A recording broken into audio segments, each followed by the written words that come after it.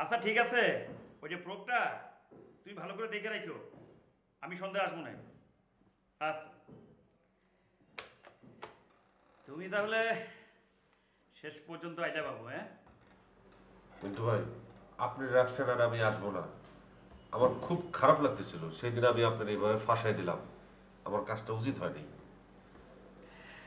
তুমি কাজটা খারাপ করছো সন্দেহ নাই, বাট আমি তোমার মাফ করে দিছি। আপনি তো একজন মহৎ লোক, আপনার মতো মহৎ লোক দুনিয়ায় হয় না। আপনার জায়গায় আমি থাকলে পাশার মধ্যে কষে একটা লাথি মারতাম।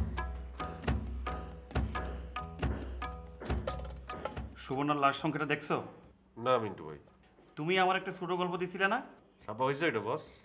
না, ও, গল্পটা কিছুই হয় নাই, একেবারে জঘন্য। টয়লেট পেপার হিসেবে ইউজ করা যাবে না। এটা বলার জন্য আমরা ডাকছেন? না, এটা বলার জন্য ডাকি নাই। গল্প লেখা না অনেক কঠিন। তুমি গল্প লেখো না, বুঝলা?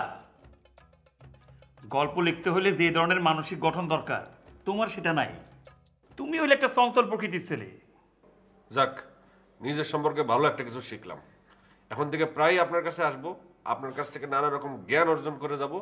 নিজের জন্য একটা ভালো শিক্ষা সফর হবে এটা। শোনো, খালি তো বক বক করো। গল্পটার মধ্যে তুমি অপ্রাসঙ্গিকভাবে একটা কবিতা ব্যবহার করছো। কবিতাটা দারুণ হয়েছে।